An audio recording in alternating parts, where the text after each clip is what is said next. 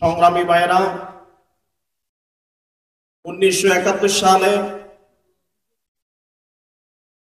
দীর্ঘ 9 মাস রক্তক্ষয়ী সংঘর্ষের মাধ্যমে পাকিস্তানি হানাদার বাহিনীর সাথে যে দীর্ঘ যুদ্ধ হয়েছে, সেই যুদ্ধের মাধ্যমে আমরা বিশ্বের মানচিত্রে 56,000 বর্গ মাইলের ছোট্ট একটি সোনার বাংলাদেশ আমরা স্বাধীন করতে পেরেছি। আজকে স্বাধীনতার দীর্ঘ 53 বছর পরে এই পর্যায়ে এসে আমরা দাঁড়িয়েছি। আমরা স্বাধীনতা অর্জন করেছি, কিন্তু প্রকৃতপক্ষে স্বাধীনতার সুফল আমরা ভোগ করতে পারিনি। বিশেষ করে বিগত 15-16 বছর ধরে আওয়ামী সরকারের প্রধান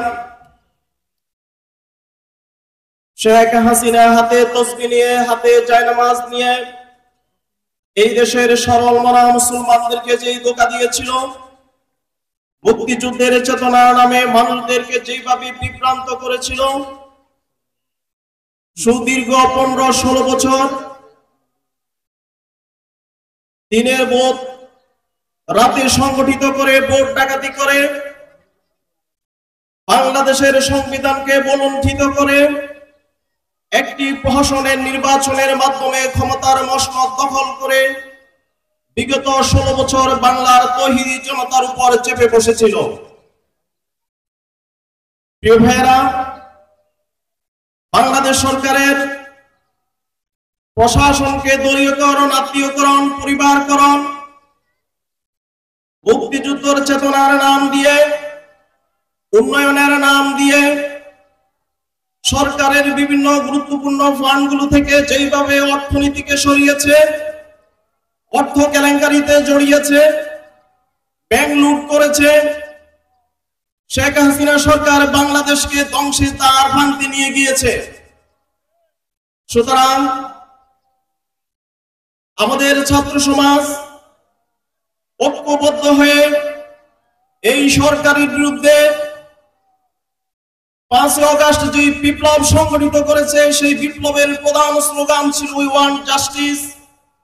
আমরা এই সমাজে ন্যায় বিচার চাই, ন্যায় ইনসাফ প্রতিষ্ঠা করতে চাই।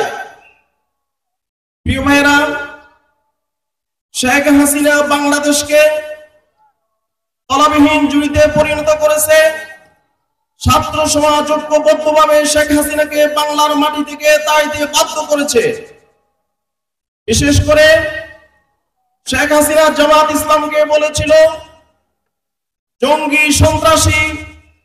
বাংলাদেশের জামাত ইসলামের সংগঠন রাজনীতি করার কোনো অধিকার নাই।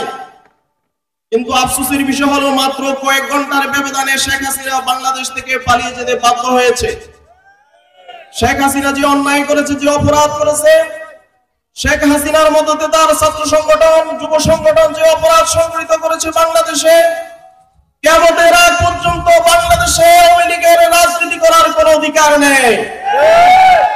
আমরা যদি ঐক্যবদ্ধ থাকি, এই সমাজে যদি আমরা ইসলাম প্রতিষ্ঠা করতে চাই, আজকে সিন্দুরপুরের যে সমস্ত বাইরে এখানে উপস্থিত হয়েছে, আমরা ঐক্যবদ্ধভাবে এই সিন্দুরপুরের প্রতিটি বাড়ি, প্রতিটি মহল্লা, প্রতিটি পরিবারের কাছে ইসলামের সুমহান আদর্শ পৌঁছে দিয়ে এই সমাজে ইনসাফ প্রতিষ্ঠা করব ইনশাআল্লাহ।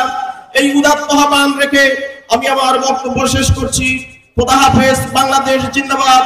বাংলাদেশ জামাত ইসলামী 1 নং সিন্দুরপুর ইউনিয়ন জিন্দাবাদ। আসসালামু আলাইকুম ওয়া রাহমাতুল্লাহি তাআলা ওয়া বারাকাতুহু।